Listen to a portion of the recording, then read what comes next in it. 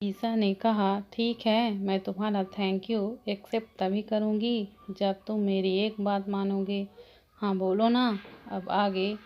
यही कि आज से तुम हम सब के साथ नीचे हॉल में बैठ के खाना खाओगे, यूँ अकेले रूम में नहीं कर पाओगे। ईसा ने कहा तो समर चुप हो गया। मेरे लिए नहीं तो दादू के लिए ही सही, ईसा ने फिर से कहा। उसने कुछ नहीं कहा और अपने रूम में चला गया। उसके इस तरह बिना जवाब दिए चले जाने से ईसा उदास हो गई। थोड़ी देर में सब नाश्ता करने हॉल में आ गए। नीमा जी ने आज पोहा और सैंडविच बनाए थे, अदरक वाली चाय के साथ। ईसा की नज़रें सामने वाली खाली चेयर पर थीं। पिया देख रही थी कि वो कुछ उदास है। क्या हुआ, तेरा मुंह क्यों लटका हुआ है? पिया ने पूछा। कुछ नहीं, बस ऐसे ही, ईसा ने धीरे से कहा। पिया समझ गई थी कि वो क्या सोच रही है। सामने खाली चेयर कभी भरेगी नहीं, क्योंकि भाई सबके साथ खाने के लिए नीचे नहीं आएंगे। उस दिन राम की फैमिली आई थी, इसलिए वो नीचे आए थे। पिया ने एक बाइट खाते हुए कहा। ईसा अपने प्लेट में देखती हुई कही, उदास मत हो, नाश्ता कर। पिया ने प्यार से कहा, माँ मेरे लिए भी नाश्ता लगा दीजिए प्लीज़। आवाज़ सुन के ईसा तुरंत सामने देखी। आज से मैं नीचे आप सबके साथ ही खाना खाऊंगा, तो रूम में मत भिजवाइएगा, समर ने कहा और चेयर खिसका कर बैठ गया। ईसा के साथ साथ सब अवाक रह गए। किसी को उसकी बातों पर विश्वास ही नहीं हो रहा था। नीमा जी ने विक्रांत जी की ओर देखा और विक्रांत जी ने नीमा जी की ओर देखा। दादू तो समर को देख के खुशी से पागल हो गए। नीमा, समर को एक्स्ट्रा सैंडविच देना, उन्होंने कहा। जी पापा जी, नीमा जी ने कहा और समर के लिए प्लेट लगाई। विक्रांत जी भी समर को देखकर बहुत खुश थे। ये अलग बात थी कि वो अपनी खुशी जता नहीं रहे थे और पिया को तो अपनी आंखों पर विश्वास ही नहीं हो रहा था। यार ईसा, तूने कौन सा जादू चलाया कि ये चमत्कार हो गया? पिया ने ईसा के कान में फुसफुसाते हुए पूछा। मैंने तो एक छोटी सी कोशिश की थी, पर मुझे नहीं पता था कि ये कोशिश इतनी जल्दी रंग लाएगी, ईसा ने धीरे से कहा।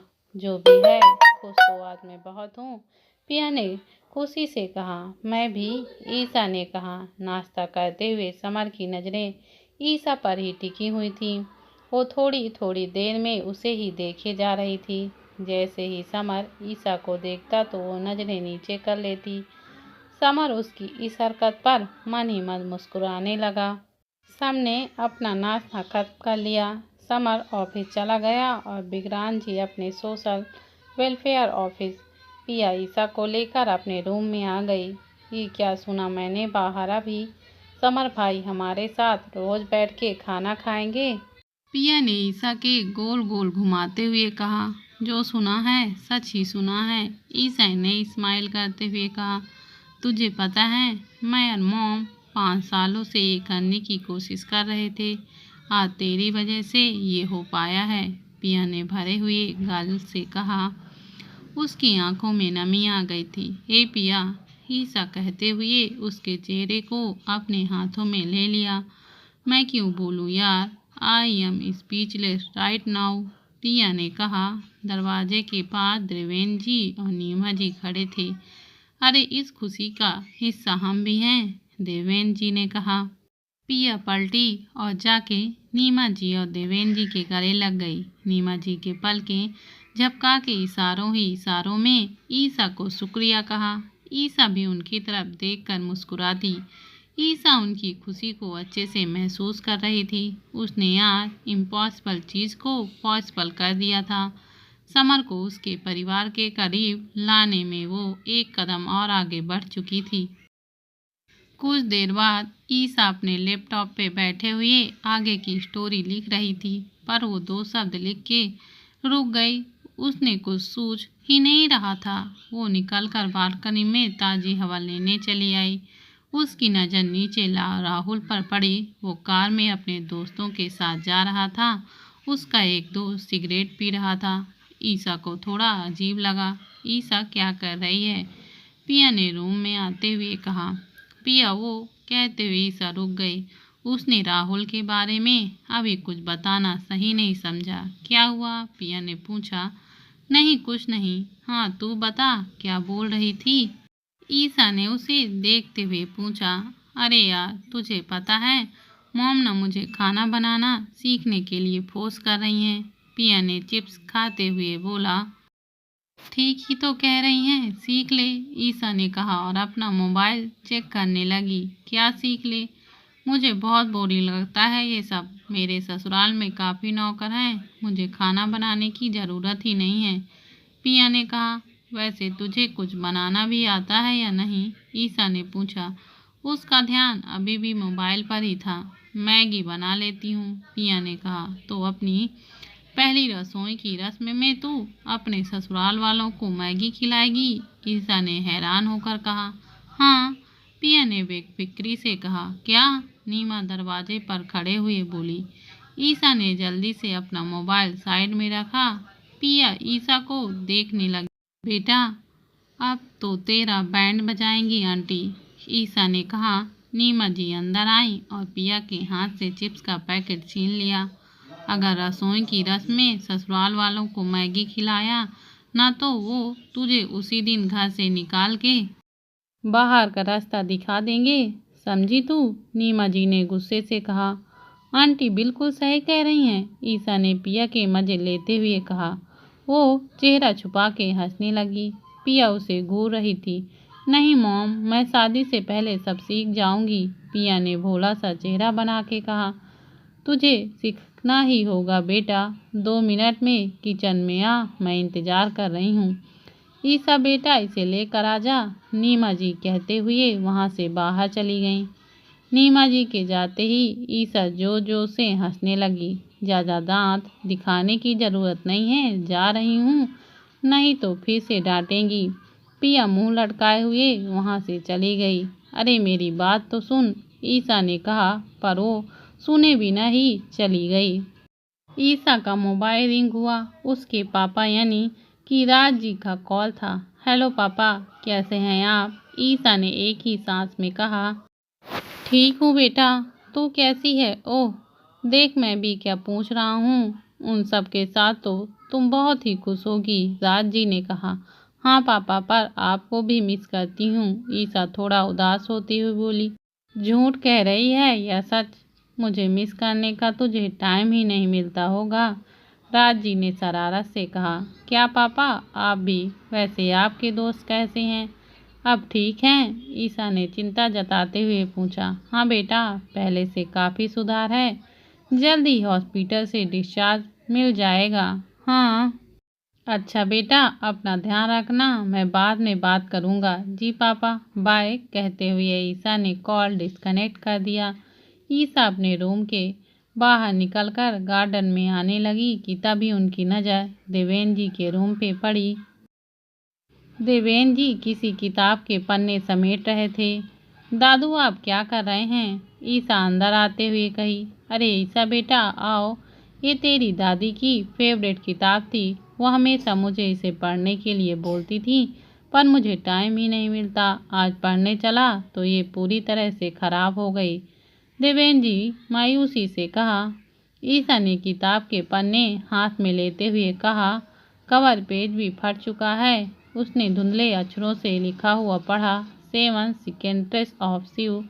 दादू जी, ये तो फेमस माइथोलॉजिस्ट देवदत्त पटनायक की किताब है। हाँ याद आया, देवदत्त। सुभद्रा को भी तेरे जैसे किताबें पढ़ने का बहुत शौक था, देवेन जी ने उदास मन से कहा। अगर दादी चाहती थी कि आप ये किताब पढ़ो तो आप जरूर पढ़ोगे। मुझे आधे घंटे का टाइम दीजिए, मैं अभी आती हूँ, ईसा कहते हुए हॉल से निकलते हुए बाहर आ गई। उसने की स्टैंड से स्कूटी की चाबी ली और बाहर आ गई। उसने स्कूटी में चाबी लगा के स्टार्ट किया और दौड़ते हुए दिल्ली की सड़कों पे निकल गई। वो हवाओं से बातें करती हुई चली जा रही थी। उसने स्कूटी की स्पीड काफ़ी तेज रखी हुई थी। सिग्नल पे उसने स्कूटी रोकी, रेड लाइट था। उसके बगल में एक कार रुकी जिसमें राघव था। राघव ने शीशे के बाहर देखा। उसके बगल में ही ईसा थी। राघव उसे देख के मदहोश होने लगा। होता भी कैसे नहीं, ईसा थी ही इतनी खूबसूरत। ईसा के बाल हवा में उड़ रहे थे। हाय ईसा, राघव ने कार के अंदर से ही ईसा को पुकारा। राघव जी आप? हाय, ईसा ने मुस्कुराते हुए कहा। आप यहाँ कहाँ जा रही हैं? राघव ने पूछा। हाँ, मुझे बुक स्टोर में कुछ काम है, वहीं जा रही हूँ। क्यों नहीं जाऊँ क्या? ईसा ने शरारत से कहा। राघव घबराते हुए कहा, नहीं मेरा मतलब वो नहीं था। अरे घबराइए मत, मैं तो मजाक कर रही हूँ, ईसा हंसते हुए कहा। राघव फिर से ईसा को हंसता देख उसमें खो गया। ग्रीन सिग्नल होते ही ईसा ने राघव को बाय कहा और स्कूटी चलाते हुए आगे बढ़ गई।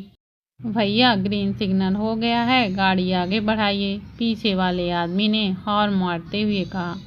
राघव का तब जाकर ध्यान टूटा और उसने जल्दी से कार को गियर में डाला और आगे बढ़ गया। ईसा एक बड़े से बुक स्टोर के सामने अपनी स्कूटी रोकी। उसने स्कूटी को पार्क किया और अंदर आके फिक्शन डिपार्टमेंट में चली गई। एक्सक्यूज मी, ईसा ने सामने वाले आदमी से कहा। Yes madam, how I help you? Fiction department में बैठे उस आदमी ने कहा। जी मुझे 7 सेकेंड्स ऑफ यू ये किताब चाहिए। ईसा ने कहा। जी मैडम, मुझे बस 5 मिनट दीजिए, मैं भी लेकर आया। वो आदमी उठा और अंदर चला गया। ईसा भी अपने लिए कुछ किताबें देखने लगी। लिखने के साथ उसको पढ़ने का भी शौक था ही। किताबें देखकर वो खुद को रोक नहीं पाती। थोड़ी ही देर में वो आदमी किताब लेके आ गया। ये लीजिए मैडम, आपकी किताब। आदमी ने किताब देते हुए कहा। उसने बिल पे किया और अपनी स्कूटी उठाई और सीधा घर को आ गई। वो अपनी स्कूटी स्टैंड पर लगा ही रही थी कि उसकी नज़र सामने समर के बाइक पर गई। ईसा को कॉलेज के दिन याद आ गए कि कितना घूमा करते थे वो दोनों इस बाइक पर, कैसे सर्दियों में चुपके चाय पीने स्टॉल पर निकल जाया करते थे। उसने रामू को आवाज़ लगाते हुए बुलाया। जी दीदी जी, आपने बुलाया? रामू दौड़ते हुए उसके पास आया। ये बाइक आपके समर भैया कभी नहीं चलाते? ईसा ने पूछा। जितना हम जानते हैं उन्होंने 5 सालों से इसको हाथ तक नहीं लगाया, पर हम इसकी हमेशा देख रेख करते रहते हैं। ये बिल्कुल ठीक है, रामू ने कहा। चाबी कहाँ है इसकी? ईसा ने पूछा। रामू जल्दी से अंदर गया और चाबी लेकर आया। लीजिए दीदी जी, ईसा ने चाबी लगाया और एक किक से बाइक को स्टार्ट कर दी। रामू ईसा को चौंकते हुए देखने लगा। उसकी आंखें फटी की फटी रह गईं। इस बाइक को स्टार्ट करने के लिए उसे टाइम लगता था, ईसा ने तो तुरंत उसे स्टार्ट कर लिया। सुनिए ना भैया, इसका ब्रेक थोड़ा लूज लग रहा है, आप इसे आज ही ले जाके पूरी सर्विसिंग करा लाइए, पेट्रोल भी फुल भरवा दीजिएगा, ईसा ने कहा। उसने अपना पर्स निकाला और पैसे निकाल कर रामू को दिए। दीदी जी इसकी ज़रूरत नहीं है, भैया हमें इसके लिए पैसे देते हैं, रामू ने कहा। रामू भैया मैं कह रही हूँ ना, रख लीजिए, ईसा ने कहा तो रामू ने सिर हाँ में हिलाते हुए वहाँ से चला गया। ईसा भी देवेन जी के रूम में आ गई। अंदर आके उसने देवेन जी की आंखों को अपने हाथ से ढक दिया और उनके लिए लाई हुई किताब सामने रख दी। दादू गेस करो ना क्या लाई हूँ? ईसा ने पूछा। क्या लाई है बेटा? देवेन जी ने आंखों से ईसा का हाथ हटाते हुए कहा। देवेन जी देख के हैरान थे। अरे तू इतनी जल्दी नई किताब ले आई? देवेन जी ने कहा। दादी चाहती थी ना कि आप ये किताब पढ़ें, तो बस उनकी इच्छा पूरी कर दीजिए, ईसा ने मुस्कुराते हुए कहा। काश मैं उसके साथ पढ़ पाता। देवेन जी उदास होते हुए बोले। दादू प्यार कभी खत्म नहीं होता, दादी आज भी आपके पास आपके दिल में समाई हुई हैं, ईसा ने देवेन जी का हाथ अपने हाथों में लेते हुए समझाया। हाँ बेटा तू तो सही कह रही है, चला जा साथ में पढ़ते हैं, मेरा चश्मा दे, देवेन जी ने कहा। ईसा ने देवेन जी की गोद में अपना सिर रख दिया। देवेन जी किताब पढ़ने लगे। नीमा रूम के बाहर खड़े ये सब देखकर मुस्कुरा रही थी। नीमा को समझ में आ गया था कि ईसा ही वही कड़ी है जो इस घर को जोड़ सकती है। जिस तरह से वो समर के साथ साथ पूरे परिवार के सदस्यों को संभालती है वो और कोई नहीं कर सकता था। नीमा का रोम रोम ईसा को आशीर्वाद दे रहा था। ईसा, तुम मेरे घर में फिर से उम्मीद की नई किरण बन के आई हो। मुझे पूरा विश्वास है कि तुम सब ठीक कर दोगी। नीमा जी ने मन ही मन कहा।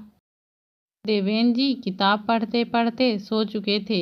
ईसा ने देखा तो धीरे से उनके हाथों से किताब लेकर टेबल पे रख दिया, आंखों में चश्मा उतारा और उसको चादर उड़ाया। ईसा वहां से उठी और बाहर आ गई। शाम के 5 बज रहे थे। ईसा, आजा, सब गार्डन में हैं, साथ में चाय पीते हैं। पिया ने किचन से निकलते हुए कहा। चाय? ईसा कहते हुए रुक गई। उसको चाय बिल्कुल पसंद नहीं थी। चिंता मत कर, तेरे लिए मैंने कॉफ़ी बनाया है, पिया ने कहा तो ईसा मुस्कुरा दी। ला ये चाय का ट्रे मैं पकड़ लेती हूँ, ईसा ने ट्रे लेते हुए कहा। दोनों गार्डन के एरिया में आने लगी।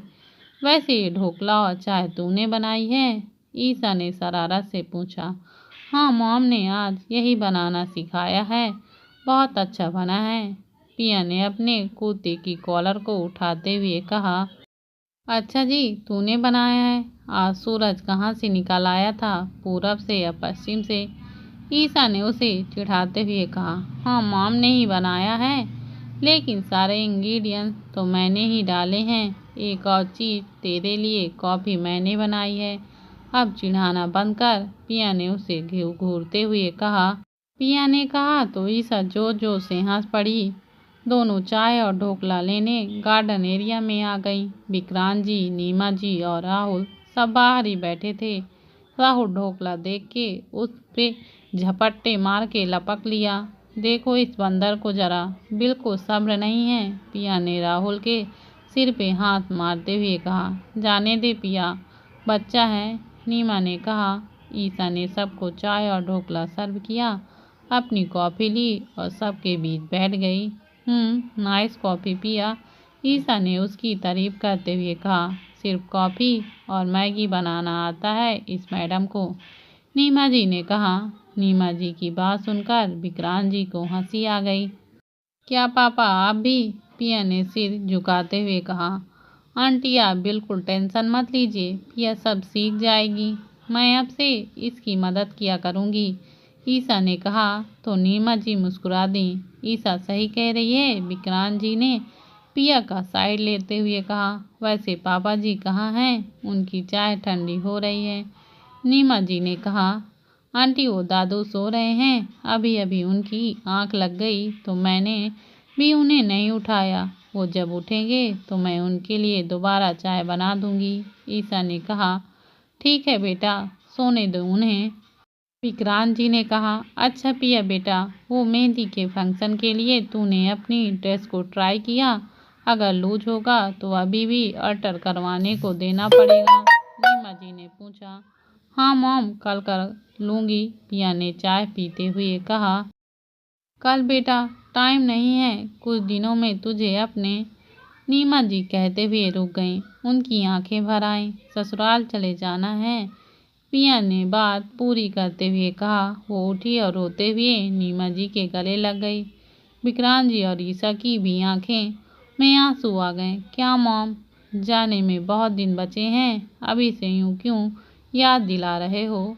पिया ने कहा। इसलिए याद दिला रही हूँ कि वहाँ तेरे नखरे कोई नहीं सहेगा, समझी, नीमा जी ने कहा तो रिया उसे और कस के पकड़ कर रोने लगी। आई लव यू मॉम, पिया ने गले लगते हुए कहा।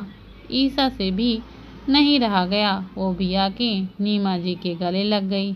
अरे सारा प्यार माँ को ही मिलेगा कि इस बाप को भी थोड़ा प्यार मिलेगा, विक्रांत जी ने डबडबाई आंखों से कहा। पापा, कहते हुए पिया ने विक्रांत जी को भी गले से लगा लिया। चलो सब लोग अब रोना धोना बंद करो, नीमा जी ने अपने आंसू पोंछते हुए कहा। हाँ, नहीं तो सबका महंगा काजल खराब हो जाएगा, ईसा ने सबका मूड चेंज करने के लिए कहा। सब उसकी बात सुन के हंस पड़े। पिया ने देखा कि राहुल भी सिर झुकाए रो रहा था। पिया उसके पास जाके बोली। अब तू क्यों रो रहा है? रोना आ रहा है तो रोऊंगा ही ना। इतने सालों बाद जब सबके बीच रहने आया हूँ तो तुम इतनी जल्दी छोड़कर जा रही हो। राहुल ने मायूसी से कहा, अरे पगले, मेरे पास अभी बहुत दिन है। हम सब खूब मस्ती करेंगे और मैं ससुराल जाने के बाद भी मिलने आऊंगी। पिया ने उसका चेहरा हाथ में लेते हुए कहा, कहे तो तुझे भेज ने पिया के ससुराल। ईसा ने शरारत से कहा। राहुल ईसा की बात पे हंसते हुए बोला, ऐसा बिल्कुल नहीं होना चाहिए। नहीं ये तो ये मेरे से अपने घर का सारा काम करवाएगी। चुप कर, पिया ने कहा। काफी अंधेरा हो चुका था, सब अंदर आ गए। पिया ईसा को अपने रूम में ले आई और अपनी मेहंदी और हल्दी के फंक्शन की ड्रेस देखने लगी। यार देखना तो, इसकी फिटिंग ठीक है? पिया ने शीशे में देखते हुए पूछा। उसने महरून कलर का लहंगा पहना हुआ था जिसमें वो काफी प्यारी लग रही थी। ईसा तो उसे बस देखे ही जा रही थी। ऐसा क्या देख रही है, बताना ठीक लग रहा है कि नहीं? पिया ने फिर से पूछा। इस कलर में तू बहुत प्रीटी लग रही है। हाँ, बस ये ब्लाउज थोड़ा सा अल्टर करवाना ही होगा।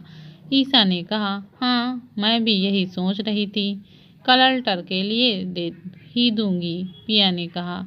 बाहर से दरवाजा खटखटाने की आवाजें आने लगी। ईसा देखना कौन है, मैं चेंज करके आती हूँ, पिया कहते हुए वॉशरूम में चली गई। ईसा ने दरवाजा खोला तो सामने रामू खड़ा था।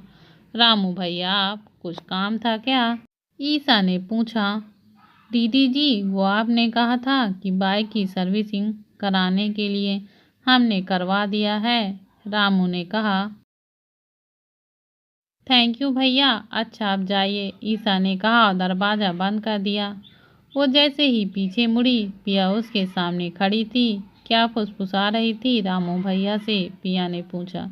मैं, ईसा ने कहा, कुछ भी तो नहीं, चल तेरी हल्दी की ड्रेस देखते हैं, फिट आ रही है कि नहीं। कहते हुए ईसा उसकी साड़ी ठीक करने लगी। पिया को साड़ी पहनना बिल्कुल नहीं आता था। उसे अनकंफर्टेबल फील हो रहा था। ये साड़ी भी किसी टॉर्चर से कम नहीं है यार, पिया ने मुंह बनाते हुए कहा। तो तू लहंगा पहन ले, ईसा ने कहा। काश मैं ऐसा कर पाती, लेकिन राम की मॉम ने हल्दी के लिए साड़ी पहनने के लिए कहा है, पिया ने परेशान होते हुए बोला। When Isa is here, then no फिकर इज देयर। मैं तुझे साड़ी पहनाना सिखा दूंगी, वो भी 3 इजी स्टेप में, ईसा ने मुस्कुराते हुए कहा। वो कैसे मैडम, पिया ने हैरानी से पूछा। ईसा ने उसका साड़ी पकड़ते हुए कहा। स्टेप 1, साड़ी को पहले इस तरह सिंपली लपेट लो। स्टेप 2, एक्स्ट्रा बचा हुआ हिस्सा 8 बार मोड़ के प्लेट्स बनाओ और इसे टकिंग कर लो।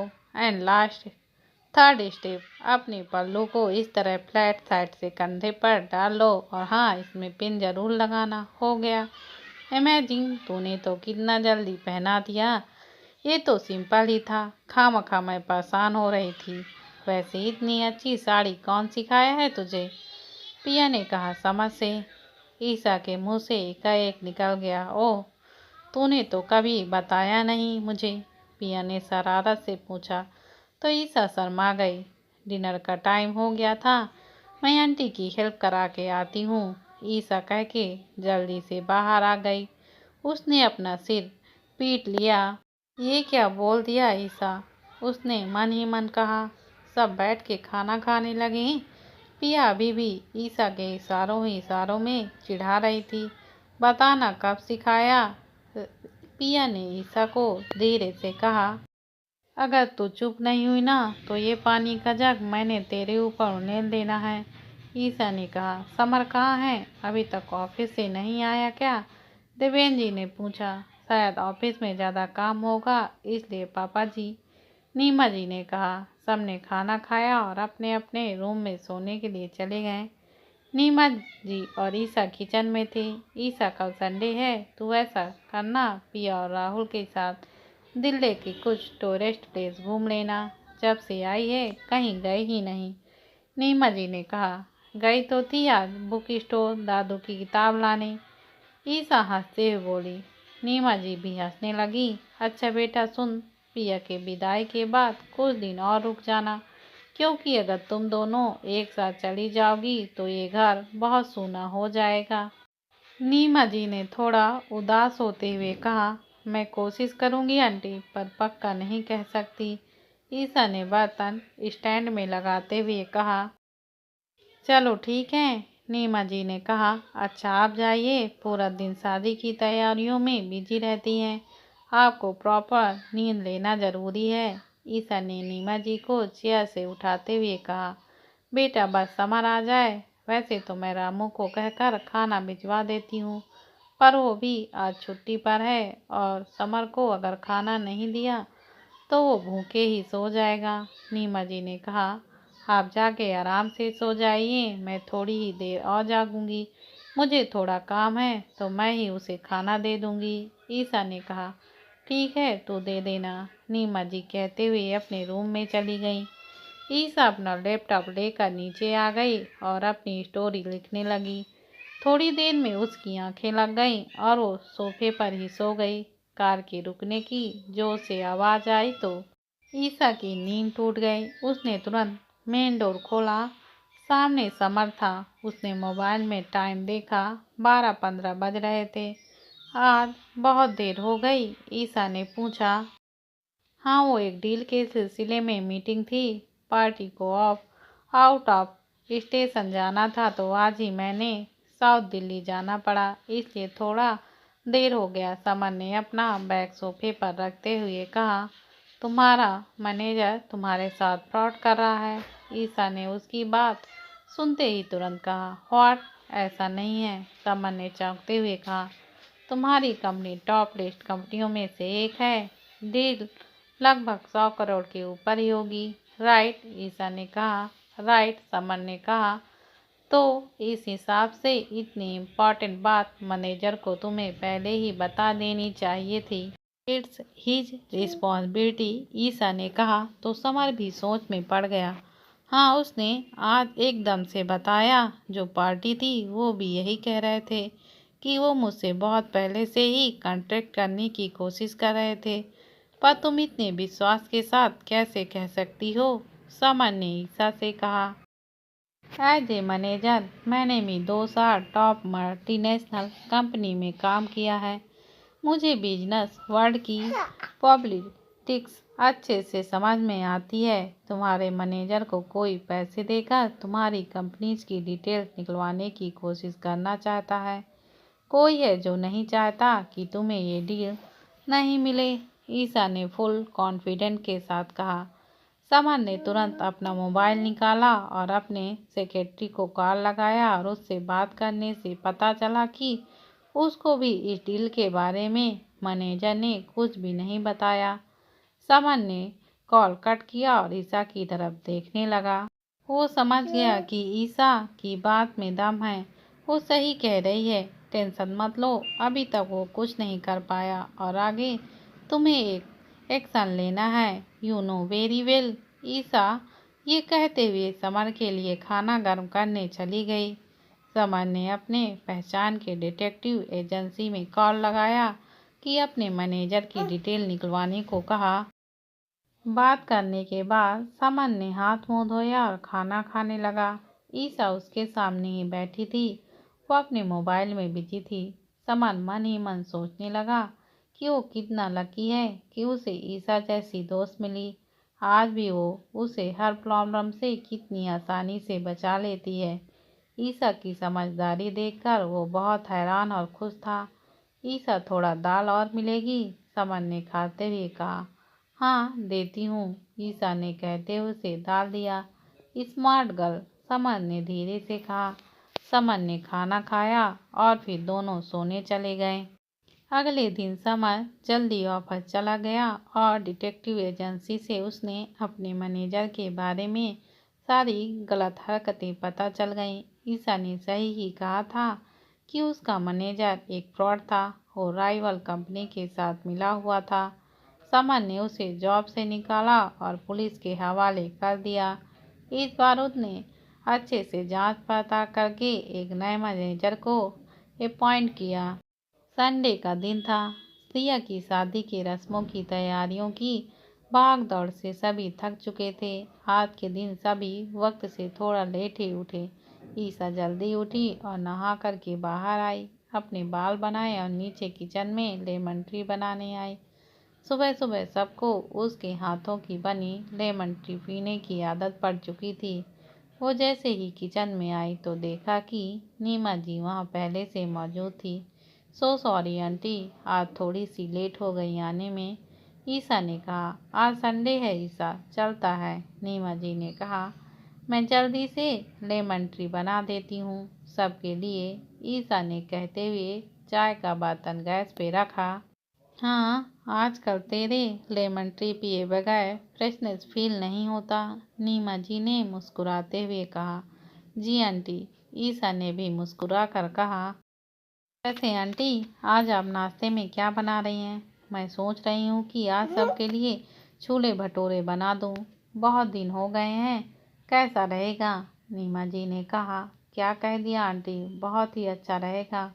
मेरे मुंह में तो अभी से पानी आ रहा है, ईसा ने कहा। ईसा ने लेमन टी बना के नीमा जी को दिया और सबको भी देने चली गई। नीमा जी ने भी नाश्ता बनाने की तैयारी शुरू कर दी थी। समर नहाकर बाहर आया और टी शर्ट पहनने लगा। उसी वक्त ईसा भी आ गई। वो बिना नॉक किए ही अंदर चली आई। ईसा ने कप टेबल पे रखा और जैसे ही मुड़ी, समर उसके सामने टी शर्ट और टॉवल में खड़ा था।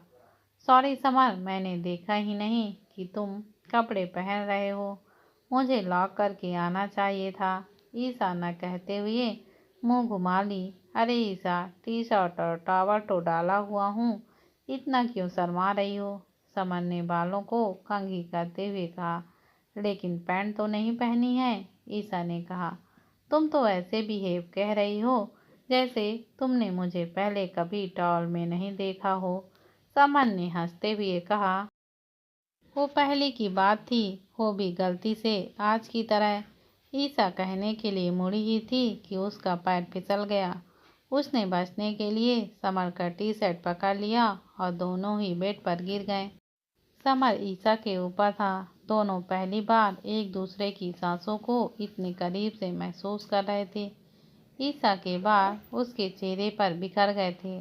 समर ने धीरे से अपनी उंगलियों से उसके बालों को कान के पीछे कर दिया।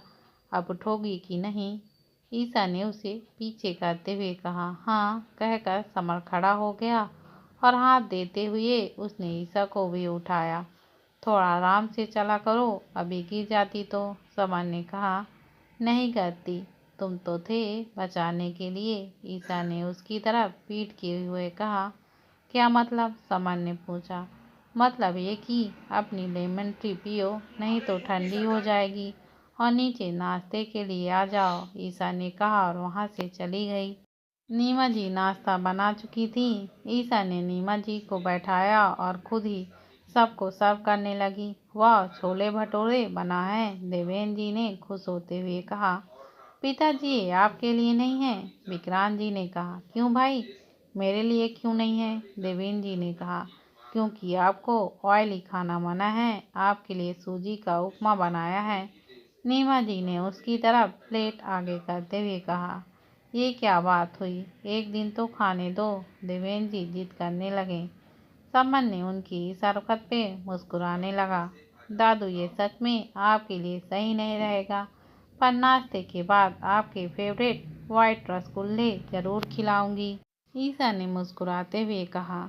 एक तू ही है बेटा जो मेरा ध्यान रखती है, देवेन जी ने कहा। मैं आपका ध्यान रखता हूँ पापा जी, विक्रांत जी ने कहा। चुप कर जा, ध्यान रखता तो ये छोले भटूरे नहीं खिलाता, देवेन जी ने कहा। तो सभी जोर जोर से हंस पड़े। दोपहर के 12 बज चुके थे।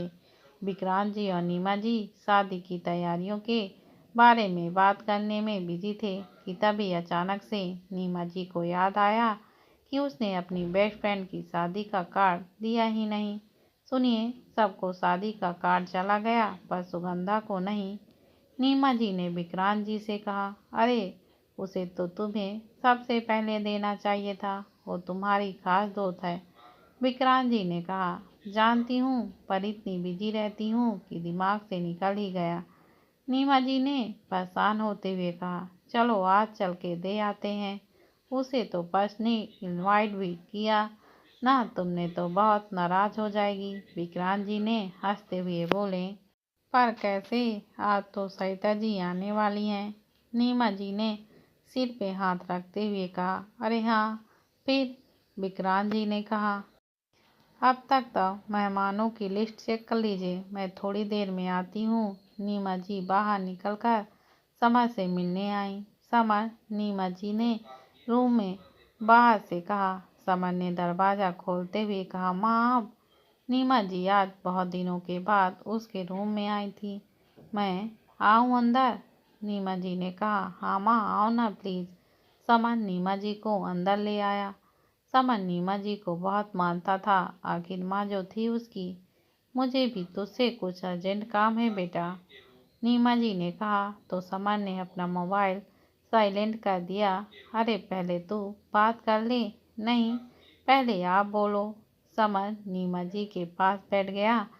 नीमा जी ये देखकर बहुत खुश थी कि आज भी बाकी चीज़ों की ज़रूरत समर के लिए उसकी माँ है। वो मुस्कुराते हुए बोली, तू सुगंधा को जानता है? मेरी बेस्ट फ्रेंड है। तू जब छोटा था तो हम उनसे मिलने हमेशा जाते थे। नीमा जी ने कहा। हाँ, समर ने कहा। अब वो गाजियाबाद में शिफ्ट हो गई हैं, रामनगर के पास। मैं चली जाती, पर शाम को सरिता जी आ रही हैं। तूने पिया की शादी का कार्ड दिया? नीमा जी ने कहा। हाँ, मैं नहीं जा सकता और इतनी सी बात है, किसी से भिजवा दूंगा। समर ने कहा। नहीं, तू समझ नहीं रहा, उसे पर्सनली जाके इनवाइट करना जरूरी है। वो खास गेस्ट है हमारी, नीमा जी ने कहा। माँ, मैं अकेले ऐसे कहीं नहीं जा सकता, सॉरी, समर ने साफ साफ मना करते हुए कहा।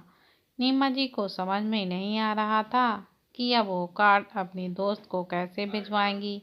अगर पर्सनली नहीं इनवाइट किया तो उसकी दोस्त गुस्सा हो जाएगी। नीमा जी ने ईशा को रूम के बाहर से गुजरते हुए देखा। ईशा, नीमा जी ने उसे आवाज़ लगाई। जी आंटी, ईशा ने अंदर आते हुए कहा। तुझे समर के साथ मेरी दोस्त सुगंधा को पिया की शादी का कार्ड देने जाना है। एड्रेस मैं समर को व्हाट्सएप कर देती हूँ, नीमा जी ने कहा। अरे पर आंटी, ऐसे अचानक? ईशा ने कहा। अचानक कहाँ, बता तो रही हूँ अभी। शाम को तुम दोनों साथ चले जाना। शाम हो चुकी थी। समर और ईशा जाने के लिए तैयार हो रहे थे। ईशा पिंक कलर का सूट, वाइट चूड़ीदार और वाइट कलर का दुपट्टा लिया हुआ था। समर ने दरवाज़ा नॉक करते हुए कहा। We are getting late Isha. हाँ समर, मैं तैयार हूँ, अंदर आ जाओ, ईशा ने कहा। दोस्तों, अगर आपको मेरी यह कहानी अच्छी लगती है तो प्लीज़ चैनल को लाइक शेयर और सब्सक्राइब करना मत भूलिए और कमेंट करके ज़रूर बताइए कि यह कहानी आपको कैसी लगती है।